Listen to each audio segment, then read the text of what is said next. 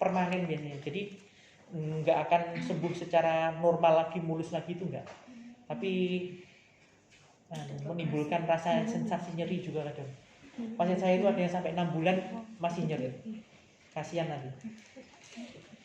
22 Gauss itu tuh warnanya biru. Dari mana tahu 22 Gauss? Ini.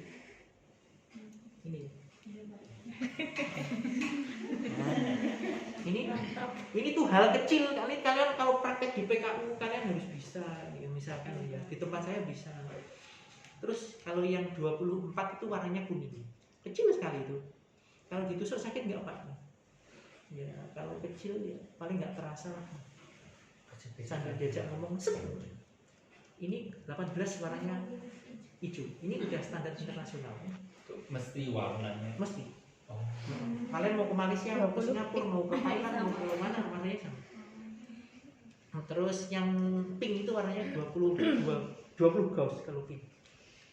Itu ya. Ini biasanya kalau orang yang mau SC atau operasi pasang ini. Karena nanti kalau dia kehabisan darah, wah anunya cepat. Kalau ini kan lambat. Ini nggak disarankan kalau operasi, hanya kemoterapi aja. Terus apa lagi ya? Kalau payudara kanan sebaiknya pasangnya sebelah kiri. Kalau payudara sebelah kiri, sebaiknya pasang sebelah kanan. Kalau dua-duanya gimana Pak? Tanyain pernah diinfus yang sebelah mana? Oh kanan, bengkak enggak? Kalau dia nggak bengkak, boleh pasang kanan.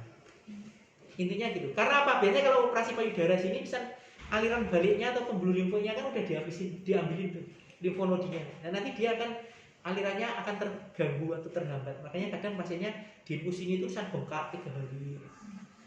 Itu biasanya orang-orang payudara seperti itu. Seringnya begitu. Kalau bengkak kenapa Pak? Bengkak berarti kan aliran baliknya nggak bagus. Oh, tapi nggak masalah. Dia nanti kempes sendiri. Tapi ada yang permanen dia nggak bisa balik ada.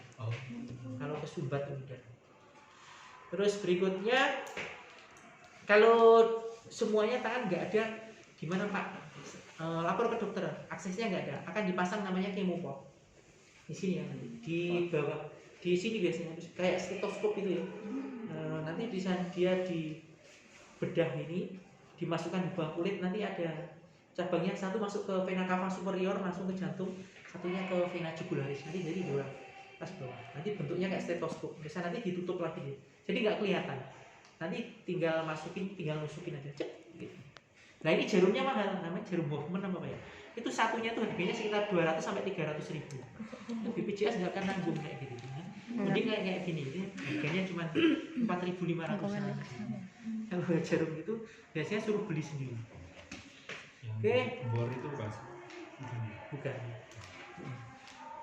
Setelah sini kira-kira nggak ada tanyakan ya? Ada. Masih. Jangan dipasang di kaki ya, karena baliknya lambat. Kalau terpaksa jangan. Kalau terpaksanya nggak bisa, mana Pak? Pasang di sini. Saya mau pasang di sini. Sini besar loh vena cava jugularis. Vena jugularis. Tinggal pasiennya mau nggak? Karena begitu salah kalian usuk ke arteri jugularis ya, tidak kuat pasiennya dalam hitungan jam kehabisan darah mati. Kalian dituntut di pengadilan dan di pengadilan agama Allah Subhanahu Wa Taala. Aduh. Oke, ini udah cukup.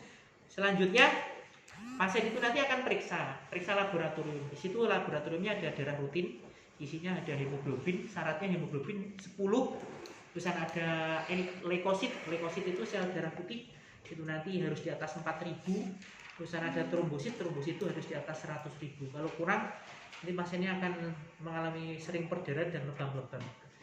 Berikutnya adalah fungsi hati atau SGOT, SGPT, nanti dia nilai normalnya 30 rata-rata ya. Jadi tidak boleh lebih dari 3 kali lipat nilai normal. Maksudnya kalau nilainya SGOT 30 berarti 3 kalinya adalah 90. Kalau pasiennya nilai SGOT, SGPT-nya 100 berarti harus diperbaiki dulu. Kenapa fungsi hati harus normal? Karena hati itu tempat untuk mensintesis semua obat. Jadi obat yang masuk lewat oral, obat yang masuk lewat infus itu nanti akan dipecah dulu di hati baru diedarkan. Selanjutnya ureum kreatinin atau fungsi ginjal itu juga harus normal. Jadi ceritanya habis hati ini memecah protein, misalkan di sana ada gerombolan yang pakai celurit, di sana ada gerombolan yang pakai parang. Nah, hati ini nanti mecah obatnya. Oh, itu senjatanya celurit. Berarti saya harus ngirimkan pasukan yang anti celurit, dikirim sama dia, sama hati. Ya bukan hati, tapi hati yang mau mecah-mecah, yang ngirim nanti otak ke sana. Dikirim ke sana. Wah, sebelah sana itu otak itu saya sudah menyiapkan senjata untuk yang anti parang gitu. Dikirim ke sana. Nah, kalau sudah mereka tempur, nah itu mesti ada yang mati, ada yang hidup, ada yang setengah mati, setengah hidup. Nah, itu kan dia ambil lagi sama darah. Nah, nanti dia disaring lagi di ginjal. Yang mati dibuang. Yang setengah hidup atau yang masih hidup diangkut lagi ke hati, nanti dipecah lagi dia. Jadi protein-protein yang berguna diedarkan lagi terus seperti itu. Jadi hati harus bagus, ginjalnya harus bagus. Nah, untuk ginjal itu nilai normalnya untuk ureum itu harus di bawah 100. Kalau kreatinin itu di bawah 2, itu baru bisa kemo. Kalau lebih dari itu konsultasi ke dokter. Kadang dokternya lupa. Saya sering dokternya lupa. HB-nya 8,5.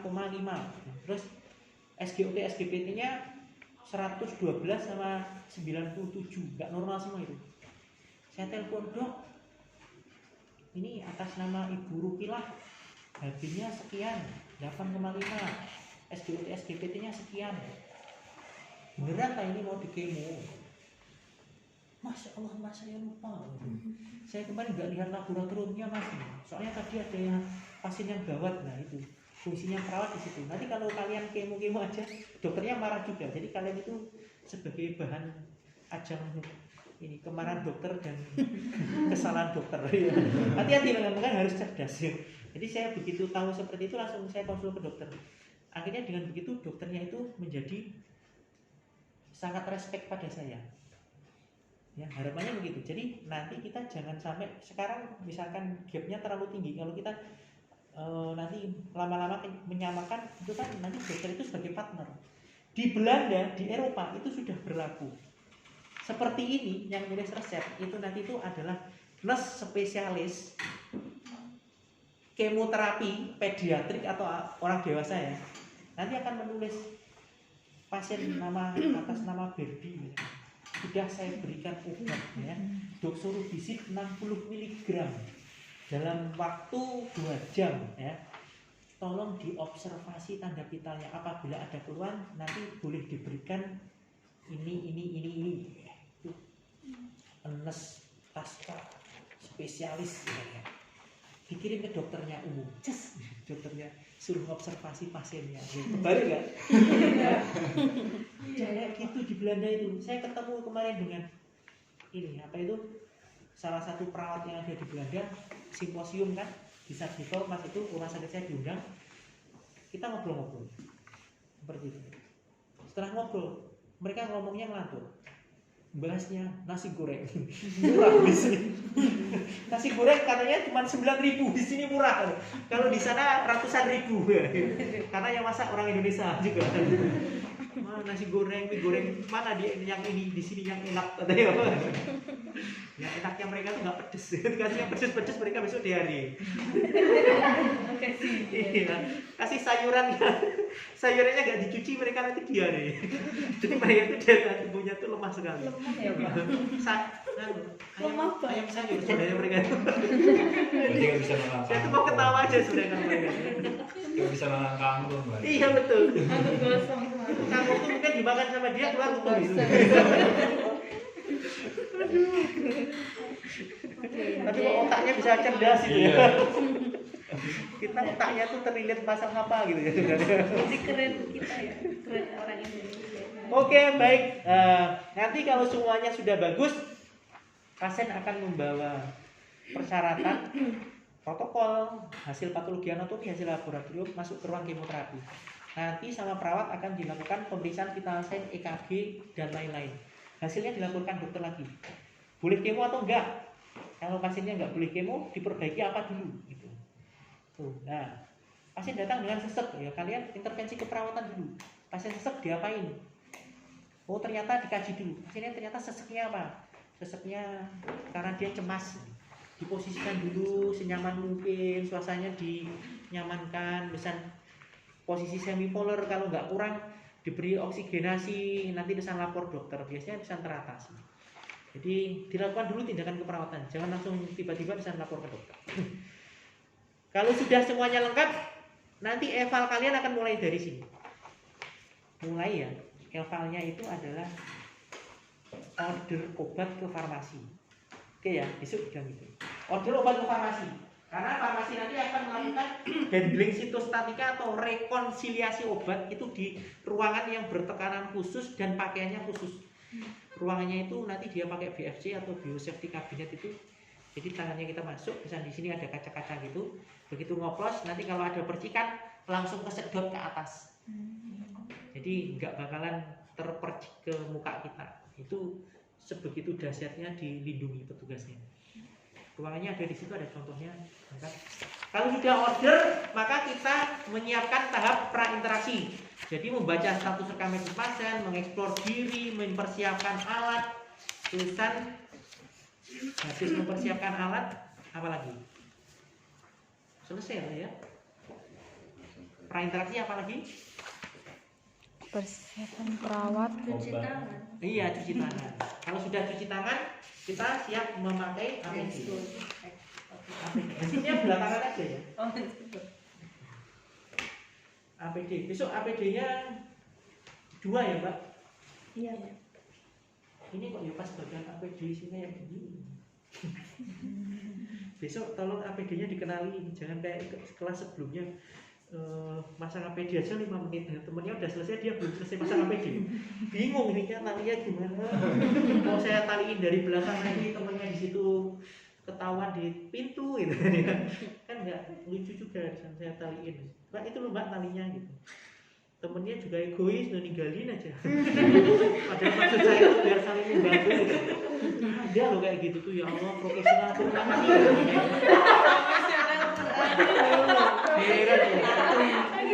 Tapi kalau nggak ada itu namanya bukan dunia gitu. Ada. Tapi yo ada yang sangat perhatian. Perhatiannya apa?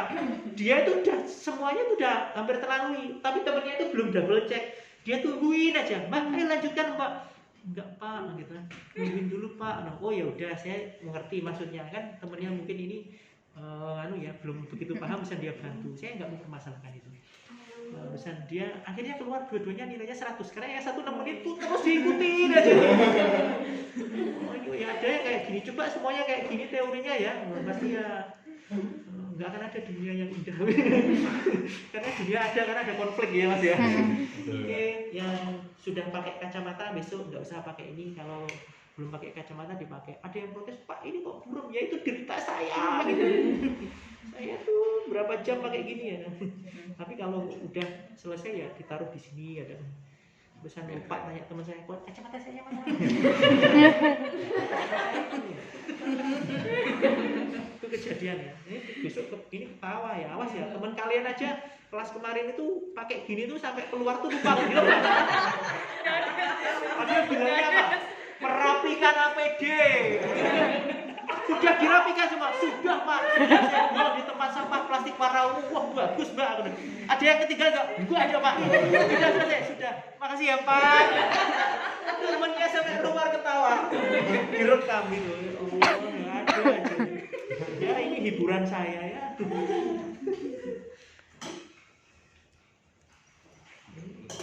Kacamatanya harganya 5.000 makanya ngembun. Tempat saya kan nanti bisa disemprot pakai antifog, set. Ngembun nggak? Tetap ngembun, tapi nggak parah-parah banget. Ngembunnya juga pakai Pak, teksturnya ini aja Pak, bersih aja Pak. apa? Teksturnya. Kenapa? Bersih Ya, nisabnya bersih aja. Besok ngebon sejumlah ini orang siang bayar mahal. Jangan direkam ya. Jangan diupload, jangan direkam Pak. Enggak Pak, Jangan diupload atau kemarin. langsung dihapus kok Pak. Langsung Pakai dihapus kayak Pak. gini saya pas bilang kayak gini orang siang bayar mahal-mahal. Dengernya keras banget. Astagfirullah. Saya besok nggak dipakai lagi sama Bu Surat ini. Silakan ya.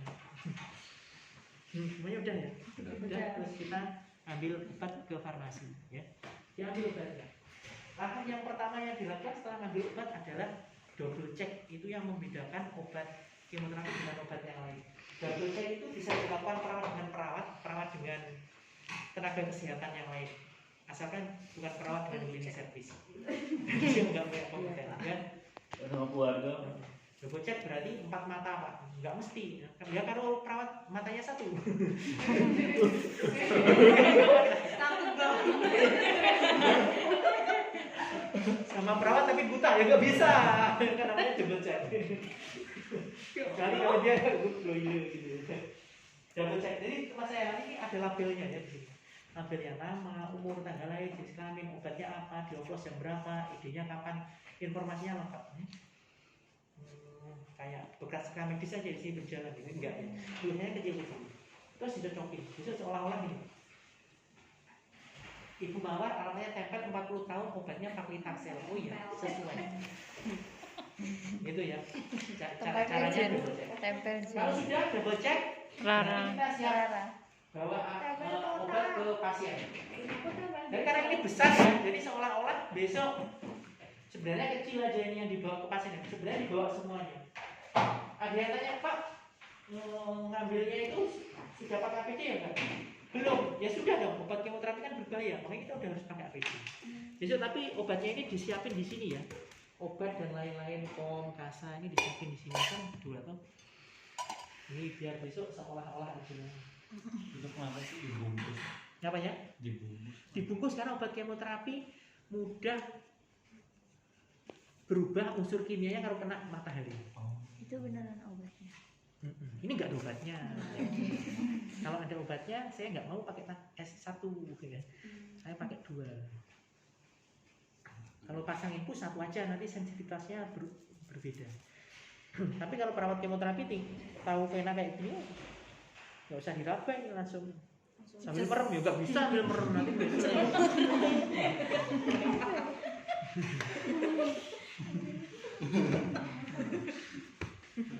Kalau sambil merem bisa tuh gaya-gayaan, nggak bisa. Oke, sudah siap. Berarti kita melakukan tahap interaksi kepada pasien. Assalamualaikum, selamat pagi Ibu. Perkenalkan saya David, saya perawat yang bertugas di ruang kemoterapi dari jam 8 pagi sampai jam 2 siang. Hari ini saya akan memberikan obat kemoterapi siklus yang ke-5. Nanti ya ini. Besok dilihat siklusnya keberapa. Saya kasih soalnya semau-mau saya ya. Karena tapi di sini ada tulisannya ya. Tapi jangan ngarang loh ya. Ada yang ngarang sendiri. Udah tulisannya Mawar dengan ini Pak Paiman. Astagfirullah. Ada aja. Sudah ada tulisannya Mawar, mintanya Ibu Bunga. Ya Allah, udah jan. Wes iki kuto sini loh, itu enak ya dia digawain. Besok tak suruh buat nama sendiri kapok kamu ya. Ya, udah ikut ini aja. Udah. Lanjut ya. Baik Ibu, yang selanjutnya saya akan mencocokkan identitas Ibu dengan obat yang akan kita berikan. Ini adalah sasaran keselamatan pasien. Mohon maaf Ibu, bisa disebutkan namanya, cocokkan gelang identitasnya. Mawar. Oh iya betul. Umurnya berapa Ibu? 40 tahun. Ya betul 40 tahun. Jadi identitas itu 2. Bisa nama dengan alamat, bisa nama dengan tanggal lahir, bisa nama dengan umur, bisa nama dengan rekam medis. Tapi saya yakin pasien nggak akan nama apal rekam medisnya. Biasanya itu. Cukup itu. Baik Ibu, ini obatnya Paclitaxel 150 mg. Nanti ini akan diberikan habis dalam waktu 90 menit. Ibu Mawar, bagaimana perasaannya hari ini? Saya rasa Ibu ini tampak segar, jadi kemungkinan tadi malam istirahatnya cukup ya Bu ya. Ya, Ibu sudah menandatangani infomotion kemarin pada siklus yang pertama. Kalau tidak ada yang ditanyakan, kita bisa mulai Ibu untuk kegiatan hari ini. Kalau bisa sebagai umat yang beragama Islam, mari kita bersama-sama untuk berdoa moga-moga kemo kelima ini nanti berjalan dengan lancar. Baik Mawar, kita mulai dengan bacaan basmalah. Bismillahirrahmanirrahim. Jangan lupa ya, profesional Quran harus berdoa. Saya coret besok kalau kita potong 3 nilainya. Quran surat An-Nisa. Oke ya, doa. Pas doanya panjang itu panjang sekali sih doanya. Doain apa? Saya doain pas cuma dapat jodoh. Jodohnya siapa? Ya saya sendiri. Ada nggak pasien itu? Ada loh ya. Ada. Si Mbah itu kemarin juga gitu. Selamat pagi Mbah. Cuman bilangnya gini aja. Saya itu udah GR. Pagi Mbah, gimana Mbah perasaannya? Namanya Mbah Rukilah. Tulisan gini nih. Tulisan saya dikasih tahu sama anaknya. Itu udah nggak denger. Udah kadung GR apa yang saya katakan banyak ngerti ya. Ternyata dia itu untuk menyenangkan saya, pokoknya setiap kali saya bergerak ini mesti bener dah.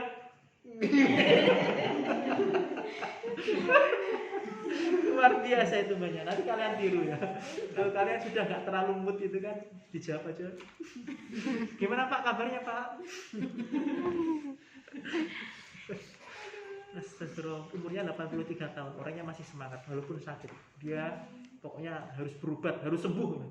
Batin saya astagfirullah udah 83 tapi luar biasa. Menangis saya kadang ya. Kalian baru putus cinta aja udah mau mati. Malu sama umur 83 tahun udah kena kanker masih mau hidup. Baru putus cinta aja udah mau mati.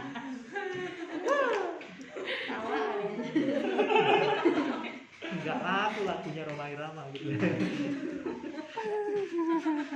Lanjut ya. Pak ini nanti di-cut ya Pak.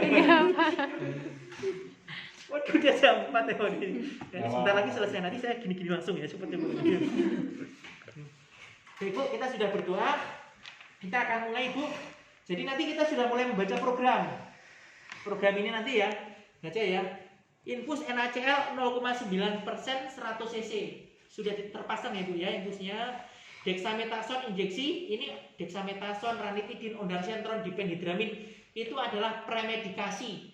Premedikasi itu adalah obat yang diberikan sebelum kemoterapi. Jadi diberikan 30 menit kurang lebih untuk mengurangi efek kemoterapi. Jadi masukinnya dari sini atau kalau tempat saya nanti di sini ada cabangnya. oh triway. Bukan triway ya, tapi ini ada nongolnya gini nanti tempatnya beda. Infusnya mahal sih, kalau ini kan murah. Iya. Bisa kok murah. Jadi ada tempat suntikannya. Nah, kalau dulu kan nyuntiknya di sini kan ya. Nanti 2 hari ini udah ngerembes Bu yakin ya. Karena bolak-balik ditusuk.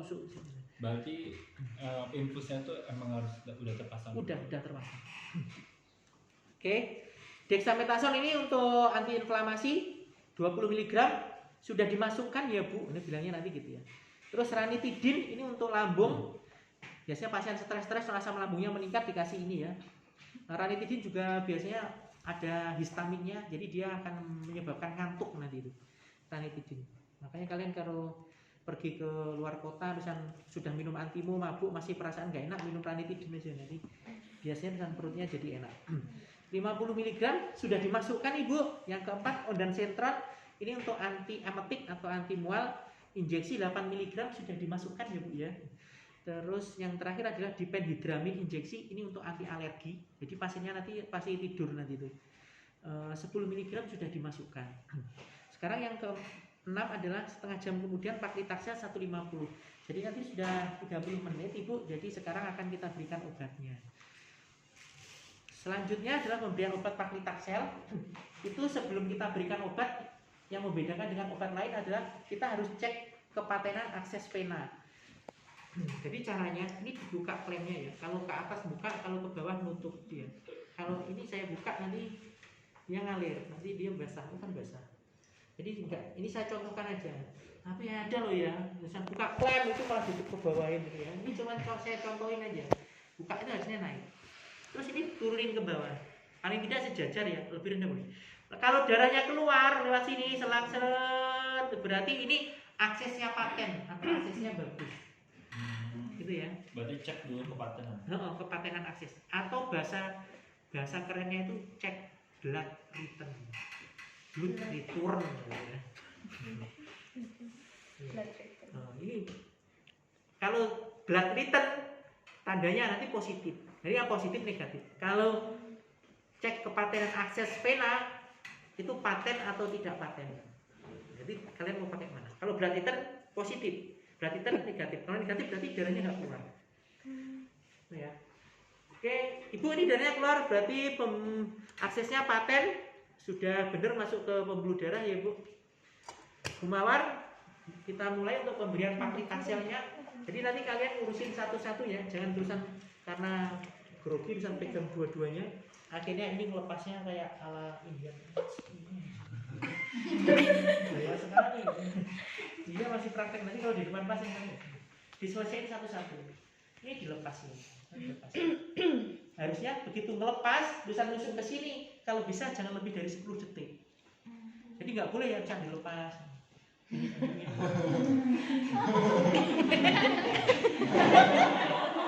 Loh ada loh, ya, jangan ketawa. Karena apa? Temennya tadi nggak kembaliin langsung dibuang ke plastik warna ungu.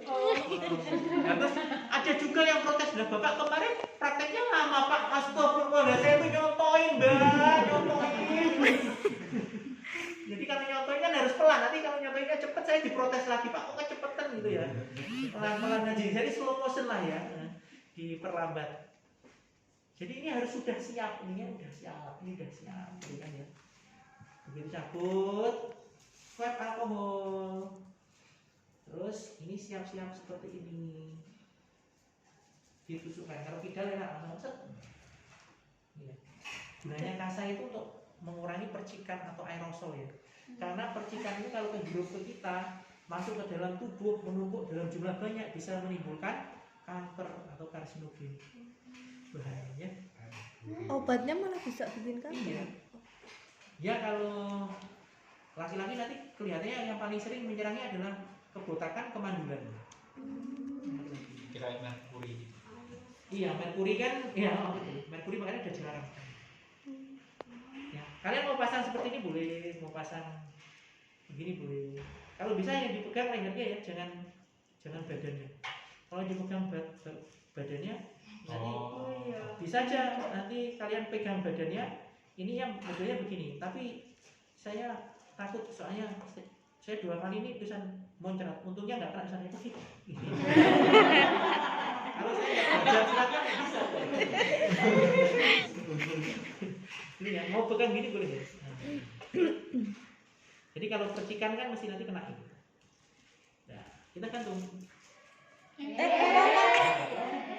bahaya karena sudah berkali-kali ditusuk. Nah, ini. Jadi sudah belum. Nggak bahaya dah. Tahu aja dia. Nah, cari yang baru lah Mbak, ini cuma harganya 12.000. Aisyah mahal. Aisyah. Nah, Nanti dirikan. Sudah terpasang. Ibu, ini nanti seperti biasa kalau ada sensasi rasa nyeri-nyeri sedikit, kalau memang sudah benar-benar Ibu keluhannya tidak kuat, nanti berikan bel, nanti akan saya bantu untuk menyelesaikan permasalahan itu. Kalau tidak ada yang ditanyakan Bu Mawar, saya tinggal dulu selama 90 menit. Insya Allah nanti saya akan segera ke sini. Harusnya ini pakai infus pump sehingga nanti tetesannya dia teratur. Habis dalam 90 menit beneran. Jangan pakai infus siren pump. Karena siren pump itu bersifat mendorong. Kalau infus pump hanya mengatur tetesannya aja. Jadi pakai infus pump boleh. Infus pump nanti kalau sudah 90 menit dia akan bunyi, tergantung dari mereknya. Ada yang bunyi bibit. Terus sampai yang Bunyinya macam-macam. Di bangsal anak udah berisik banget. Mau bisa Berisik banget kan. lagu nggak bisa ya. Kalau mesin ya. HD ada yang bunyi lagu. Bunyi lagu? Iya. Oh iya, itu udah inovatif. Siapa tahu nanti kalian jadi inovator-inovator muda. Misalnya Indonesia bikin musik, ya. Murotal gitu ya. Murotal.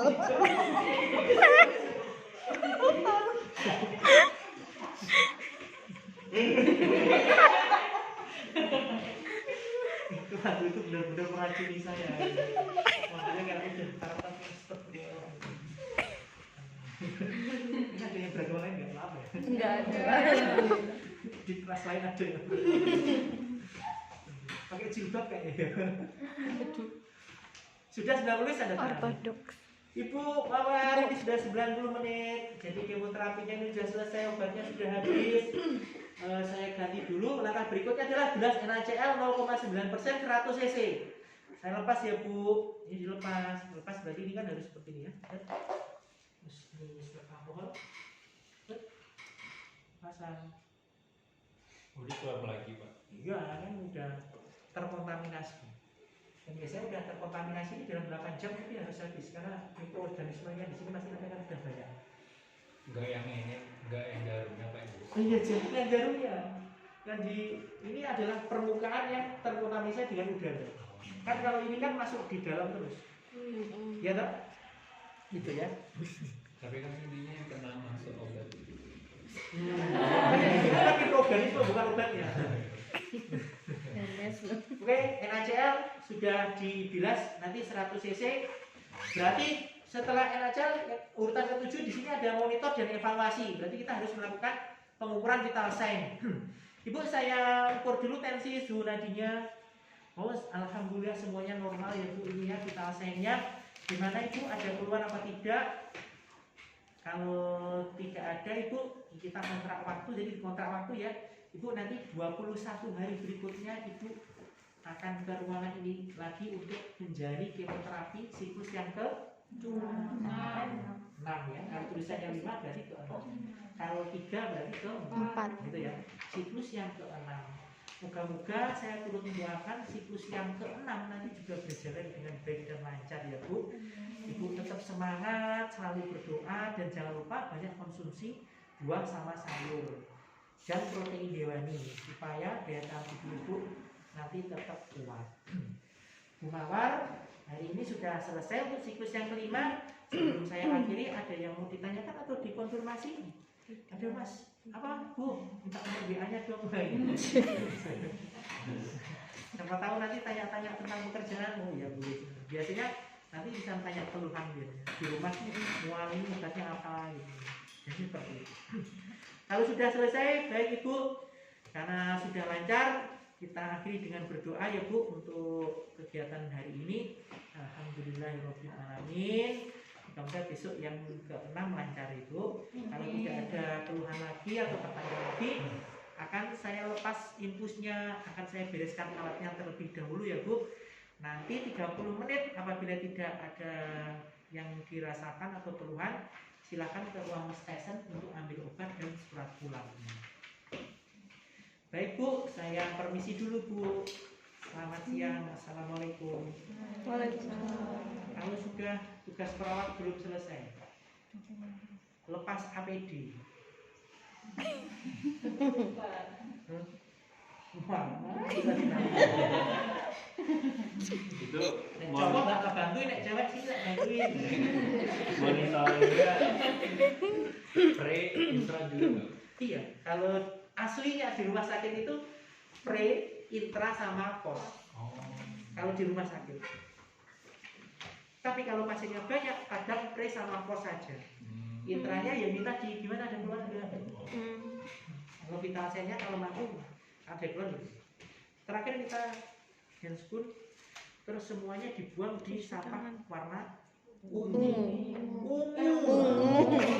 Kecuali kalau rumah sakitnya nggak punya ungu, warnanya kuning boleh, tapi diberi label sitostatika. Itu ya. Oke, warna ungu. Habis itu apa yang dilakukan? Cuci tangan. Ya, cuci tangan. Mau beneran cuci tangan boleh, mau cuma dipraktekin boleh, mau disebutin boleh, wis terserah pokoknya bilang cuci tangan wis tak nilai. Setelah itu baru dokumentasi keperawatan ya. Bilang gitu aja, nggak usah disebutin keluhan apanya, nggak usah. Karena saya tidak mengajarkan pendokumentasian keperawatan gitu. Ya. Cukup disebutin selesai dokumentasi keperawatan, selesai Pak. Silakan keluar. Ya, selesai sampai dokumentasi keperawatan. Ada yang ditanyakan? Kalau tidak ada, saya akhiri sampai sekian. Izin tanya Pak.